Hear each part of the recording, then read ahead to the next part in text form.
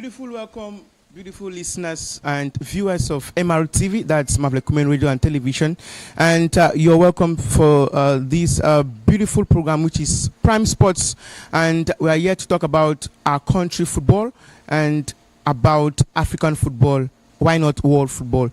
And for today's edition or episode of the Prime Sports News, I am your host, Dobgima Isidore.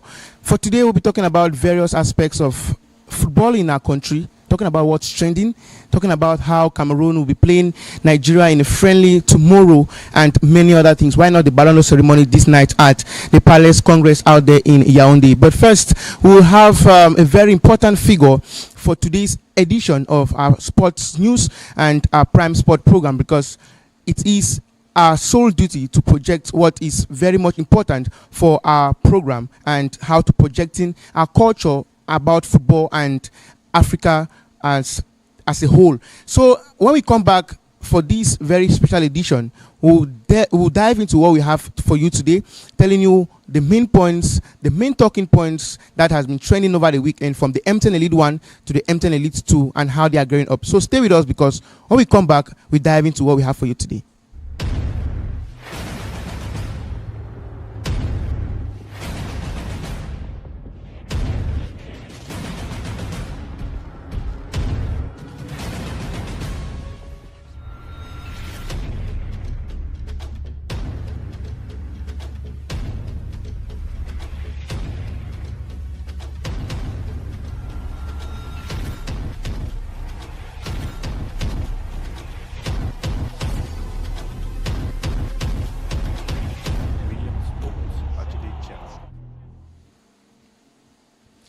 Welcome back, beautiful listeners and viewers of MRTV.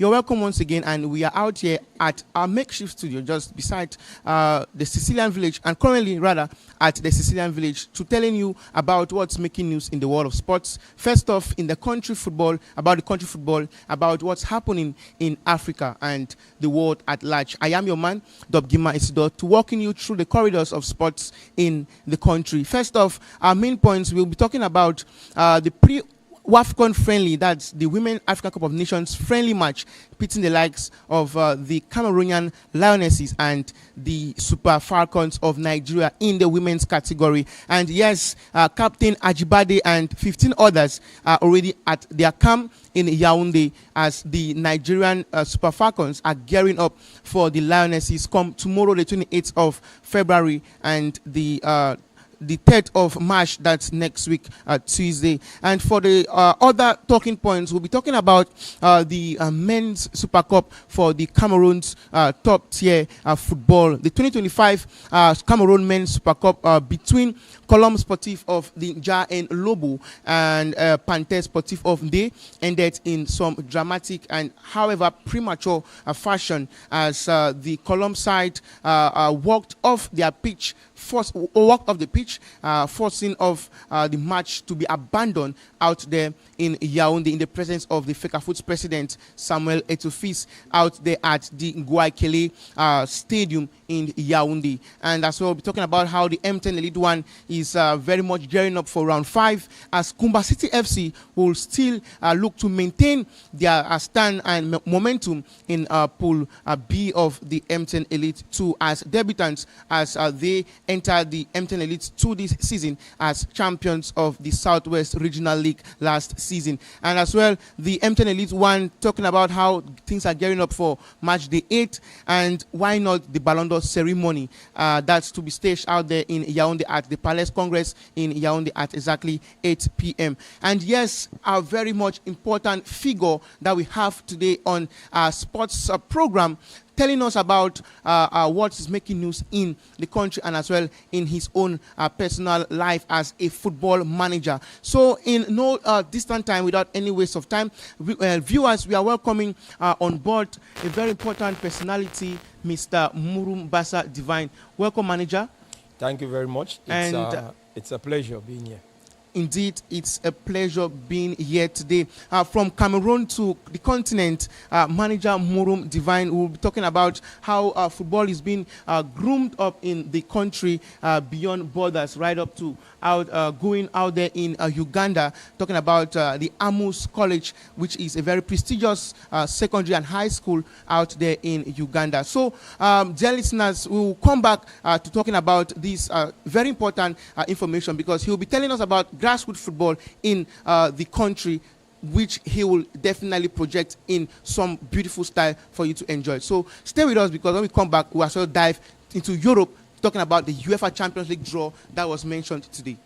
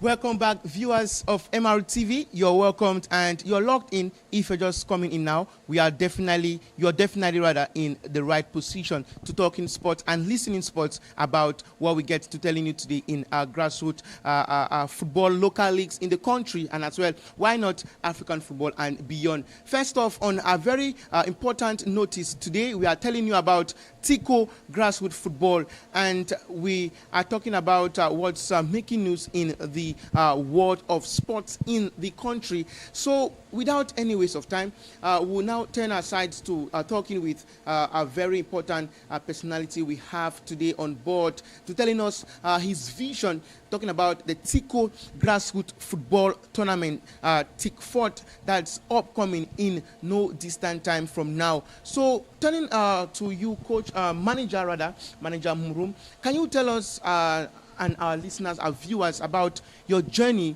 into sports management and how you first got involved in football development, in brief?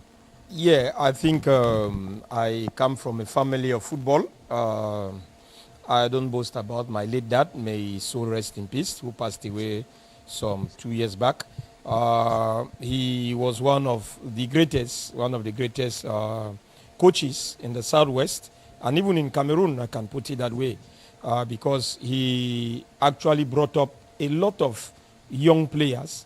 I can call you the like of Eno Eyong. He started his football career with my dad in Umbe, in Littlefoot. I can talk of the like of Marcos Mokake.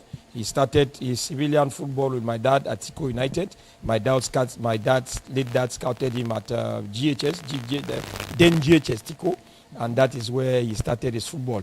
I can talk about those two because we all know about those two. There are many others.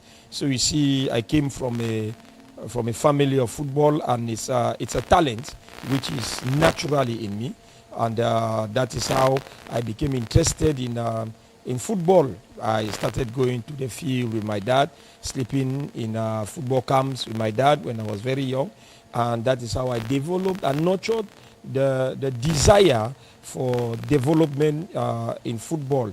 You know, many of us, many managers, many coaches, many presidents are very much interested in the already, how do I put it, in the already refined product.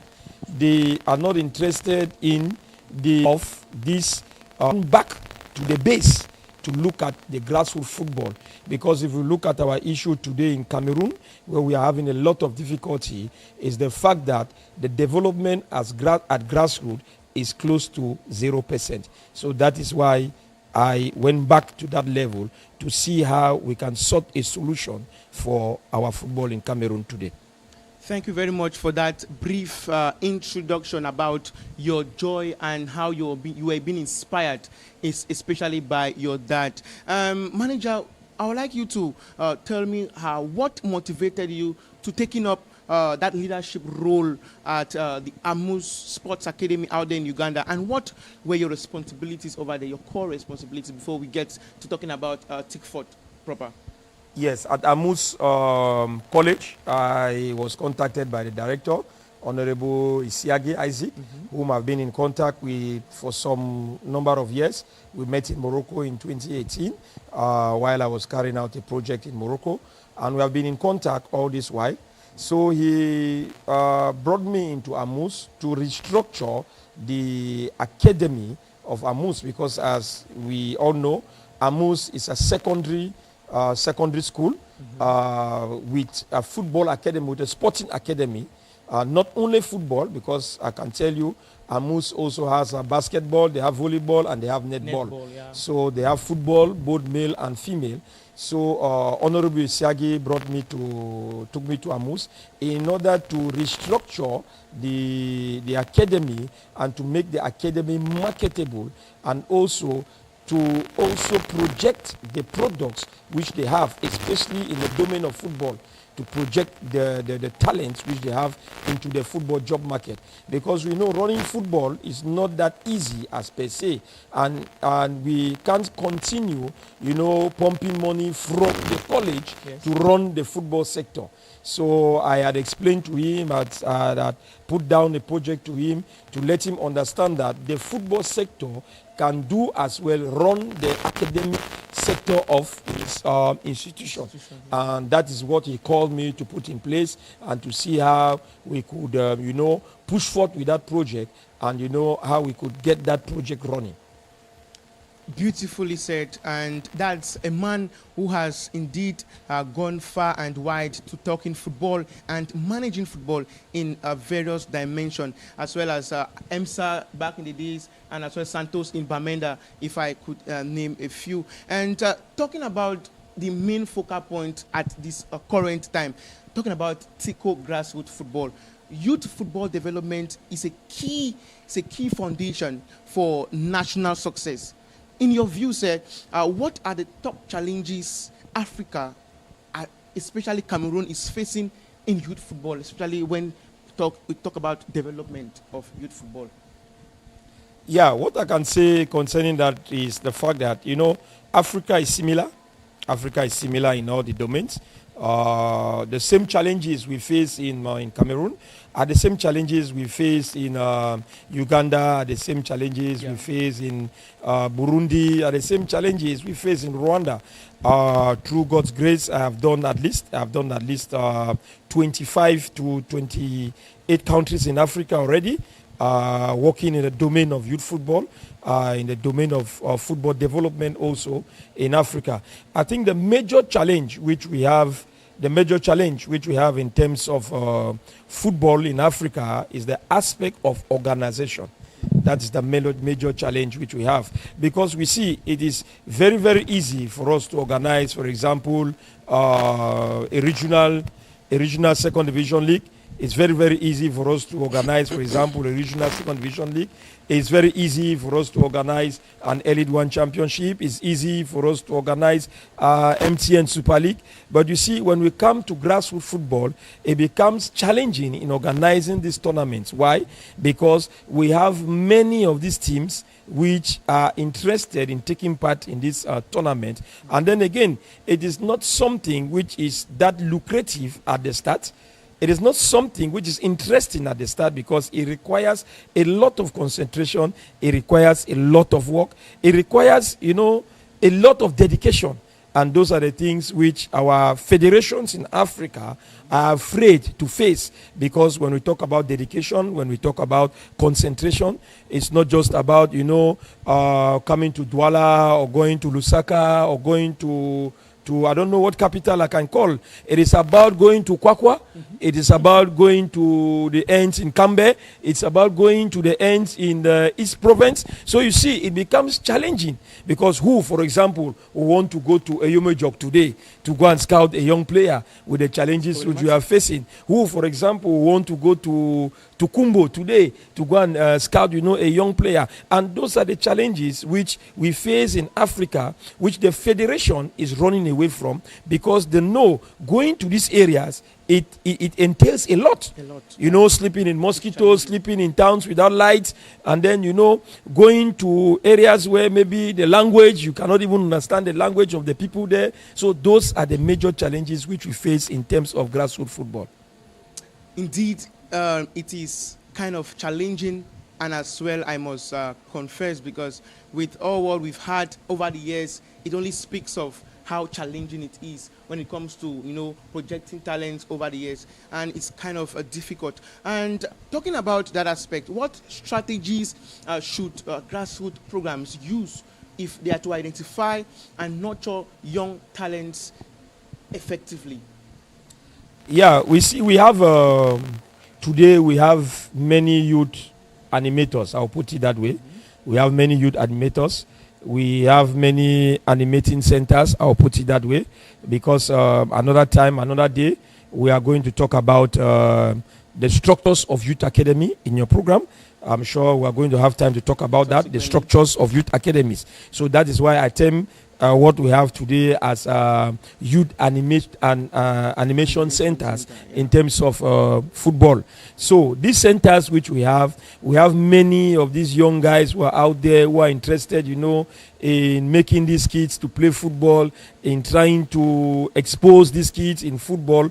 So one of the solutions, or one of the things we are bringing in order to help these challenging situations which we're having in terms of grassroots football development, is organizing frequent tournaments that can permit these players to play.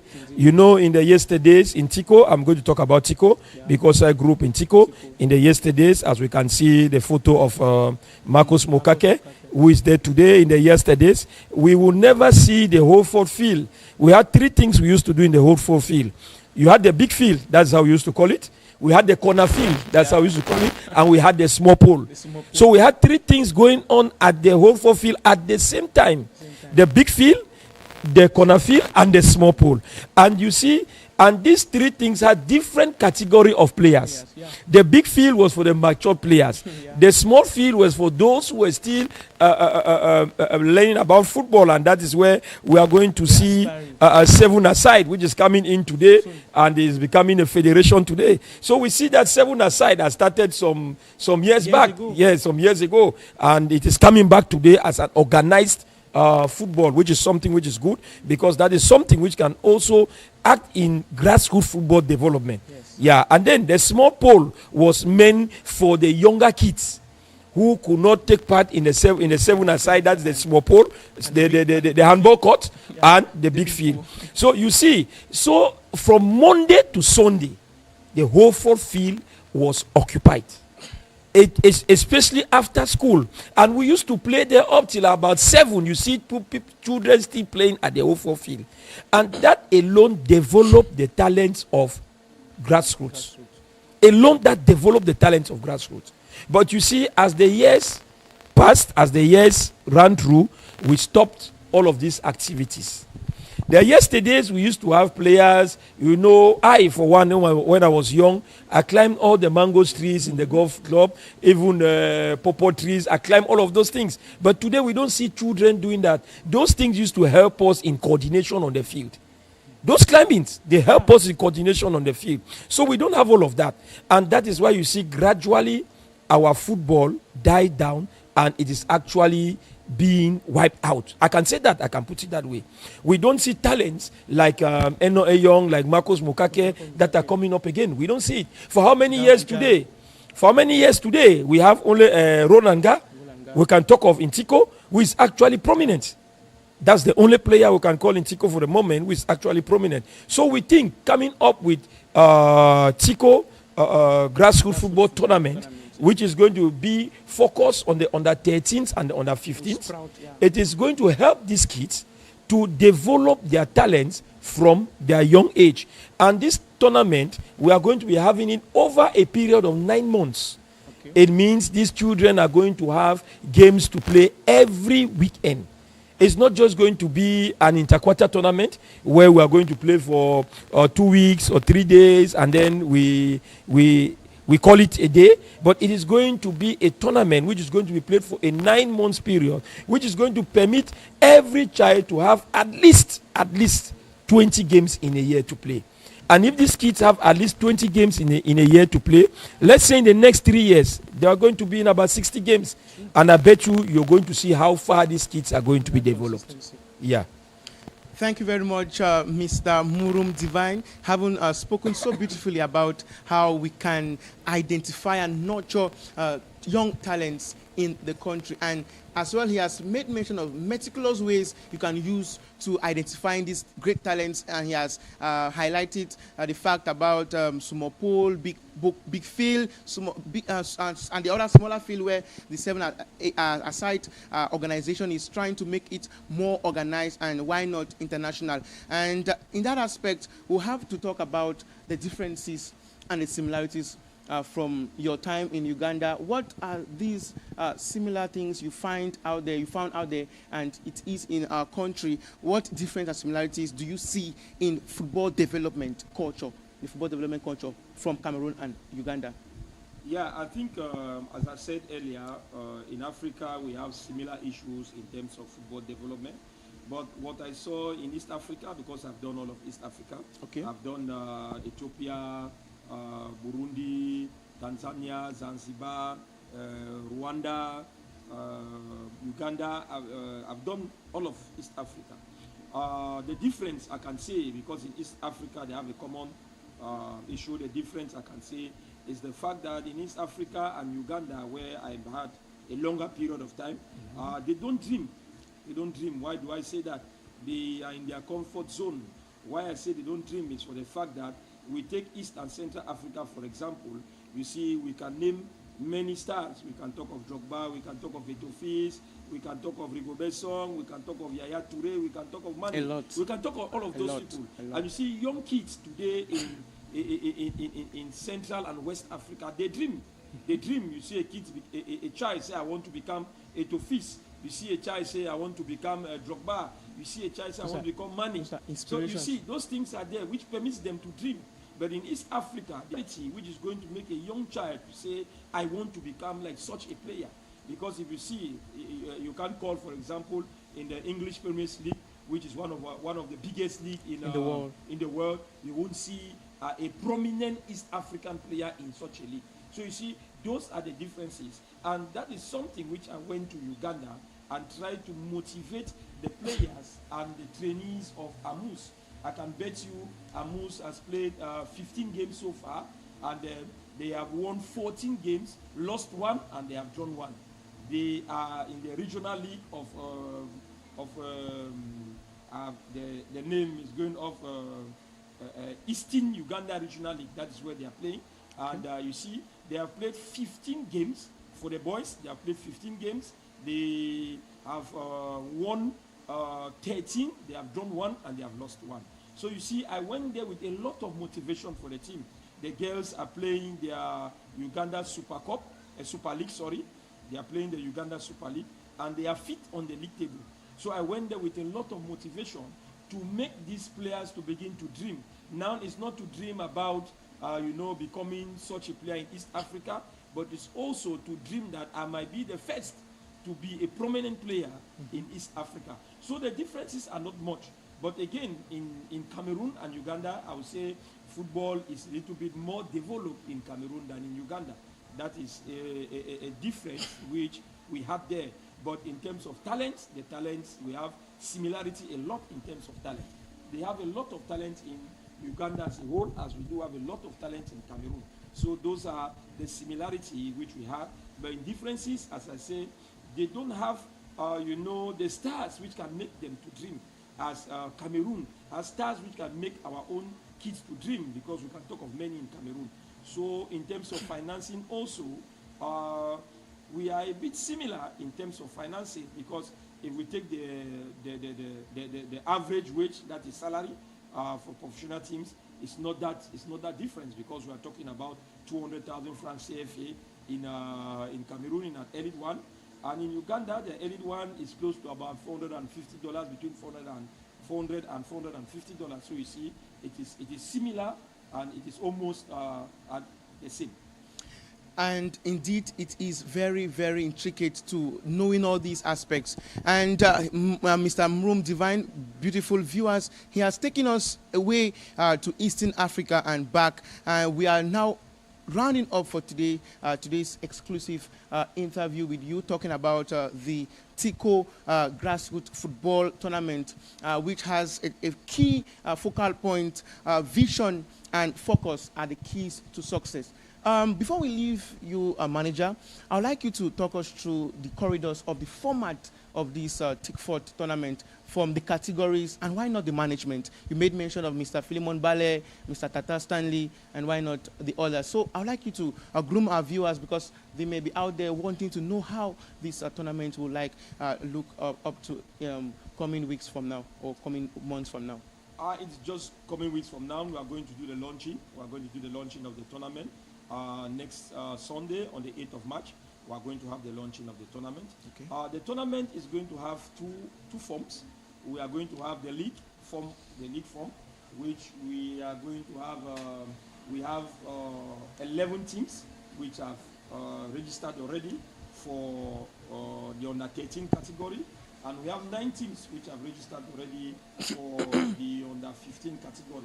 Okay. So we are going to have the league form, which is going to be played in a home and away basis. And we are going to play all of these games on the same field and the same day. So we are going to have these teams who shall host. That is, every team shall host the rest of the other games. On the for the under 11, the league format, we are going to have 5 games per day, a playing day. And we are going to play only during the weekends. Okay. The under 13s are going to be playing on Saturdays, and the under 15s are going to be playing on Sundays. So the under 11th, we are going to have 5 games per day, and the under 15, we are going to have 4 days per day. So we are also going to have the cup format. The cup format is going to be played during the Easter holiday period, where these teams are going to play on a knockout basis, and we are going to have a cup winner. The league format, we are going to play on a home and away basis, and we are going to have a league champion. So we are actually sorting out sponsorship, because we want to make it different. We don't want it to just be another casual tournament in Tico, because we have many of them which are being played every day in Tico. We want to make it an organized tournament. I want to also introduce here that it's not only about playing on the field, it's also about football administration, because we are also going to teach the club administrators how to manage these academies, or how to manage these centers. You know, many a times we have a lot of problems in terms of documentation. Actually, we're supposed to start today. Okay. We're supposed to start today. Not tomorrow, sorry. We start today, the 28th of February. We're supposed to start up. But we haven't started up, because we are not going to start up because of these issues of documentation. We are trying to teach these clubs how to manage administratively their various clubs. Talking about the organizing committee of Tickfoot, we have put together a very dynamic group which is ready to work and ready, you know, to dedicate themselves to this. As I told you in the beginning, grassroots football is about dedication. Grassroots football is about concentration. So these guys who are put together, these guys and these ladies who are put together, are ready to dedicate themselves and to concentrate in order that we succeed in this organization. We have myself, Mr. Mroom Divine, as president of the organizing committee. We have Mr. Philemon Bale as the vice president of the committee. Excuse me. We have Mr. Tata Stanley, a well-known journalist, as the secretary general of the organizing committee. We have Madame Sira Kongo, okay, as the treasurer of the organizing committee. We have Mr. Isunge George as the financial secretary. We do also have Mr. Ngong Ivo, Okay. The Tico Council. Tico Community Radio station manager as our communication manager. We also have Madam Miss Eyong Magdela, who is our marketing and media officer. Not also forgetting Mr. Bala Fabrice, who is our technical advisor. Legal we also advisor. have Mr. Bendy, I've forgotten his other name, Bendy Gembus, who is based in the USA, who is also one of our technical advisors. So you see, the tournament is going right up to USA because we are sorting for sponsorship. Okay. We want to make it a big tournament in Tico. We want to make it, a center of attraction in Tico, because we know coming at a period where we don't have any second division club which is going to be animating the town. So we think Tico Foot Tournament is going to serve as a big animation for Tico. Not forgetting Marcos Mokake. Okay. We want to congratulate him. I want to personally congratulate him, tell him thank you for permitting Tico Foot to use his image as the face of the tournament, to give these Tico kids to dream, to say they want to be the next Marcos Mokake. Why? Because playing at the national team, the Indomitable Lions, it means we have reached the highest level of football in your country. So we want these kids to dream to also play in the various national teams of the nation. Indeed, that is very, very much beautiful and beautifully said, because without missing words, manager Murum Divine has spoken beautifully about Tico Foot, which is a very important competition coming up to sprout young talents in the local football category in the country. And without any waste of time, before we leave you, round it up about what we've spoken so far about your trip internationally to East Africa, especially Uganda, where it should be noted that Uganda will host the African Cup of Nations 2027 alongside Kenya and Tanzania. And back to Cameroon, Mr. Murum Divine, what are your last words? What message do you have for football fans and aspiring football talents in Cameroon, Uganda, and even across the world as they watch? Yeah, I believe it's all about dreaming. Mm-hmm. It's all about dreaming. When I was young, I dreamt of a perfect, I'll put it that way, I dreamt of a perfect football organization. I dreamt of having a big team, winning the CAF Champions League.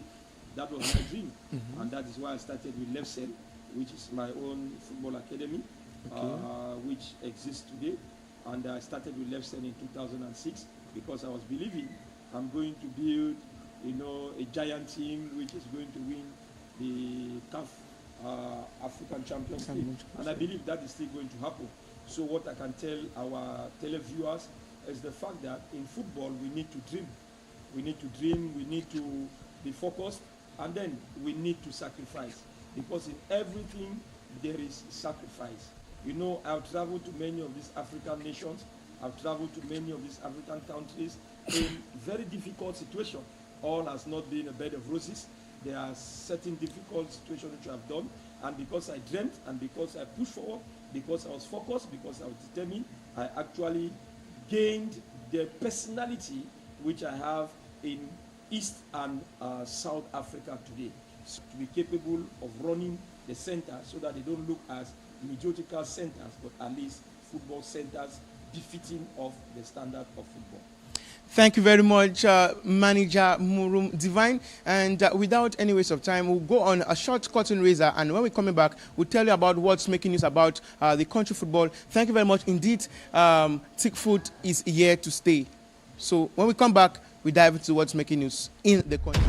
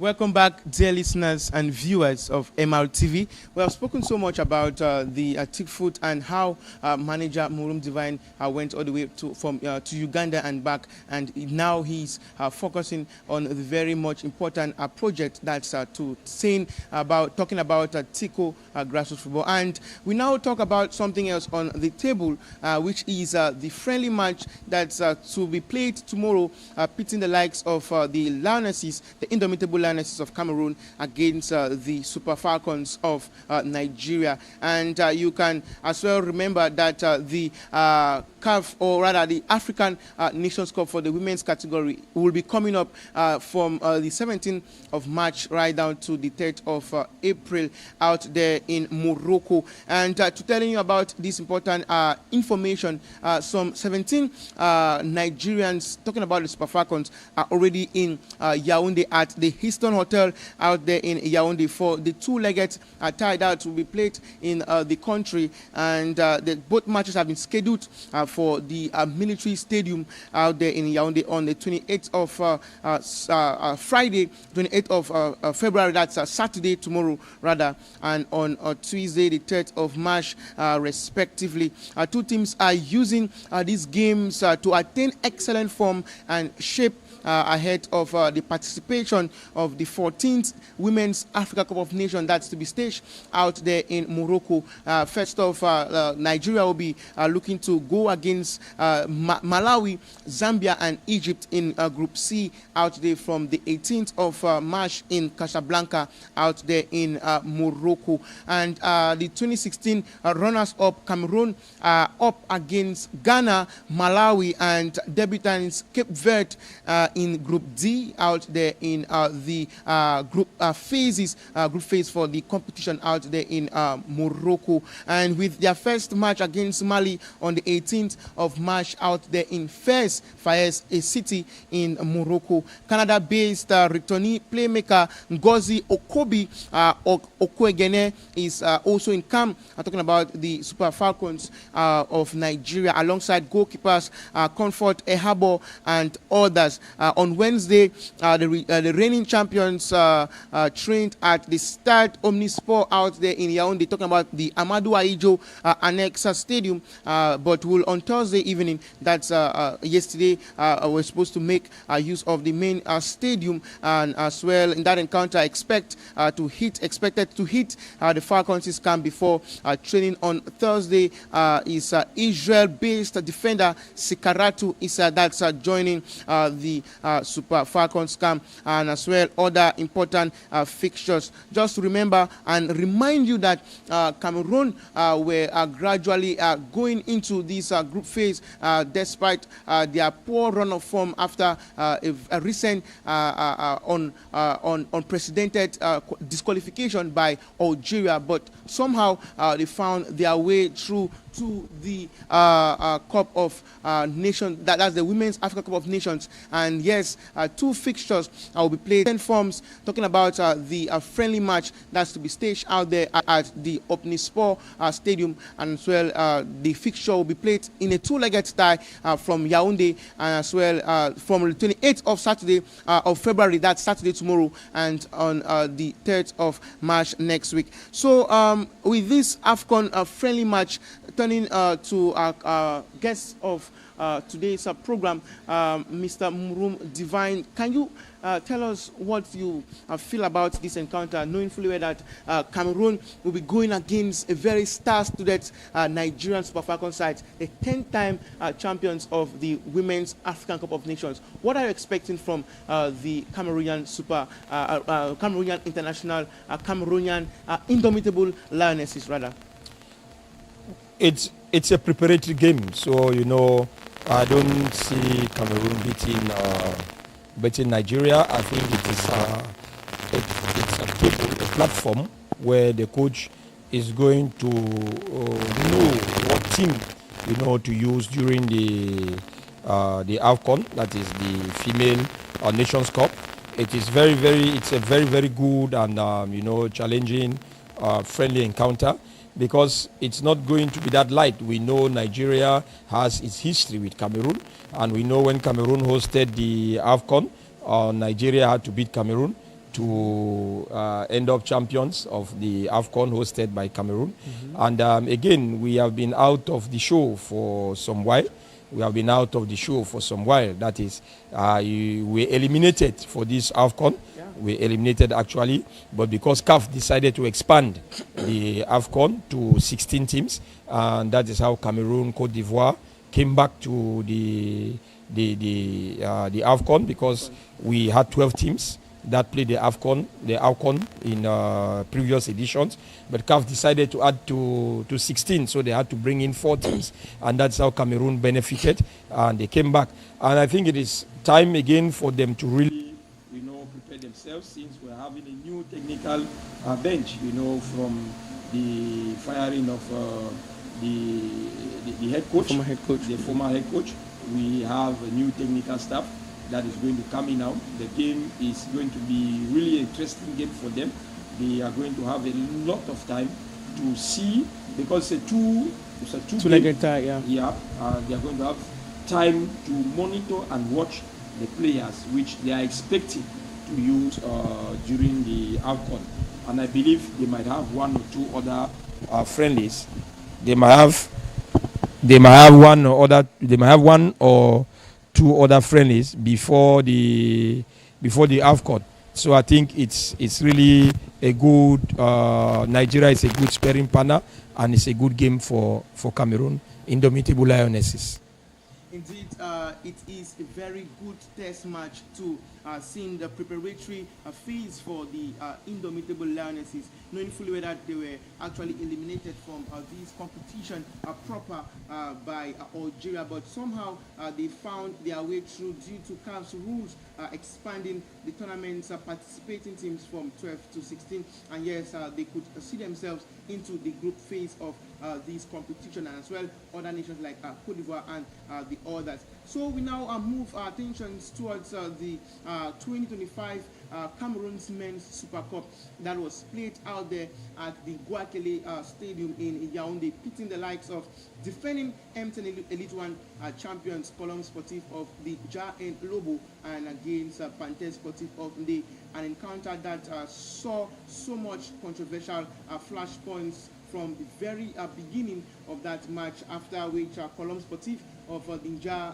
got on the score sheet, scoring just the second minute of game time, and somehow the encounter went on hitch-free in the presence of the FA president Samuel Eto'o out there at the Guayaquil Stadium. And on to the second half of that encounter at the 66 minutes. It should be noted that that encounter had some various intricate instances, pitting some decisions from the referee at the center, and reminding you that the fixture had so much controversy from that point, where the referee gave a penalty awarded to Panthère Sportif of the, and it should be noted as well that these same two teams played when they had to get the winner of the Cameroon Cup of Cameroon, in which the Western Boys, the Yellow Boys, Panthère Sportif of the were crowned winners, and this symbolic clash entailed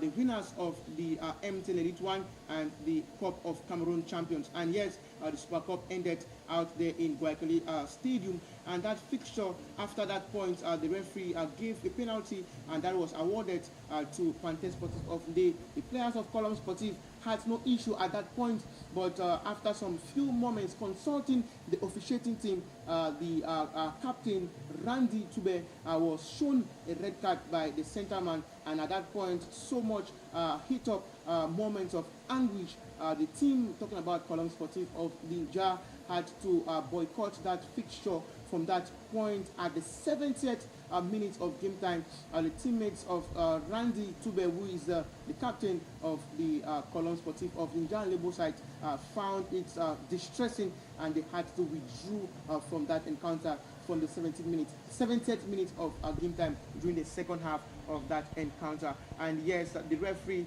and the officiating team waited right up to the 90th minute and had to follow the regulations of FECAFOOT and the federation's governing principles of football in the country, and had to end that encounter in that premature fashion.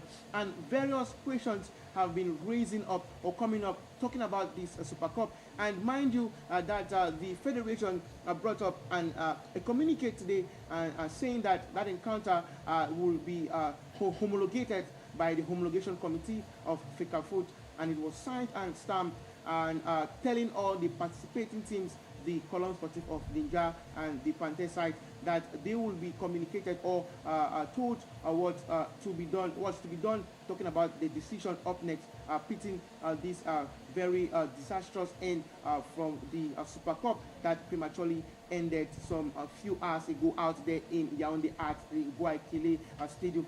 Turning to you, Coach, manager, I beg your pardon, I keep mentioning Coach. Indeed, that looks good on you. And without any waste of time, I want you to tell me about the officiating discipline when it comes to country football. Is there any loophole, or is there a problem that we have when it comes to our country football? From various match days, we have so many controversies. What is your take about this? I think I must say I'm not an official. Maybe my brother Moki, who had been an official once, can best explain to us. Well, but I think we have had so many controversial decisions which have been coming up for a number of years today. We have had so many controversial decisions which have been coming up, and this has just been getting worse. As the years go by, they have just been getting worse, and we have arrived the point at which you see Colomb abandoning abandoning a game, which is the first time we can say has happened in an official, I put it this way, an official game. It's the first time it's happening in a final, I can put it that way, because the Super Cup was a final between the league champion and the cup champion. So these decisions, to me, these controversial decisions, it raises a lot of question marks in terms of our refereeing. Meanwhile, we have gotten very excellent referees. We see the AFCON in 2019, that was handled by Alium Sidi of Garwa. We see Atebonzang Karin handling big games in Africa. We see others, the other guy, the linesman, Tim Meyopo, who emerges as he handles the finals of CAF games. So you see, when we see Cameroonian referees at that level, and then we look at the mediocrity which we have in terms of our games in Cameroon, we begin to ask a lot of questions. What is really happening? Because I think Cameroon has good referees. I think Cameroon has the best referees. But now we begin to ask the question, what is happening in terms of our championship in Cameroon? For the past 5 years, we have been plagued with various controversies as terms of refereeing is concerned. So really, it's a point of concern, which I think the federation is supposed to look into it with a lot of attention if they want Cameroon football to move to another level. Yes, indeed, they have to make sure they go through all these important aspects as you've highlighted, and telling you about how the fixtures will be coming up for the M10 Elite 2. We just ended about the CAF Cameroon's Men's Super Cup, and we are still waiting for the federation, that's to say FECAFOOT, to give in their stand and their final decision whether the game is to be settled on by default, or by a replay or rematch, and or by administrative decisions. And now we talk about another aspect of the news for today, talking about the M10.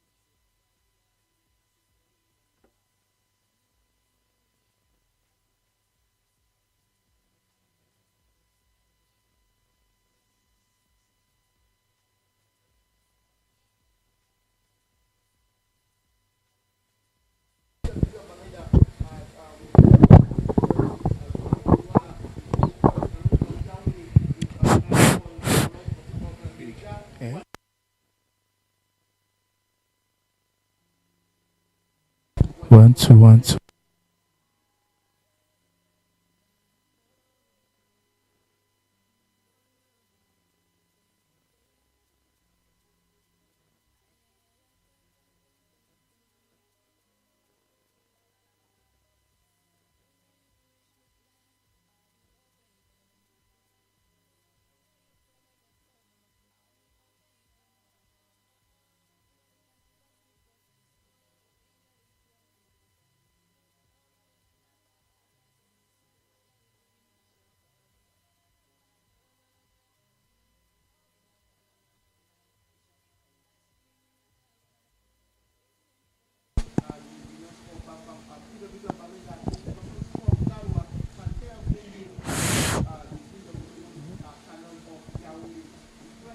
Talking about Okoko will welcoming the Garua-based side and informed Gazelle FA of Garua. And that brings us to an end from the MTN Elite 1 and 2 fixtures. When we come back, we'll round up with our sports program today. And in no distant time, stay with us because when we come back, we are ending today's program for sports.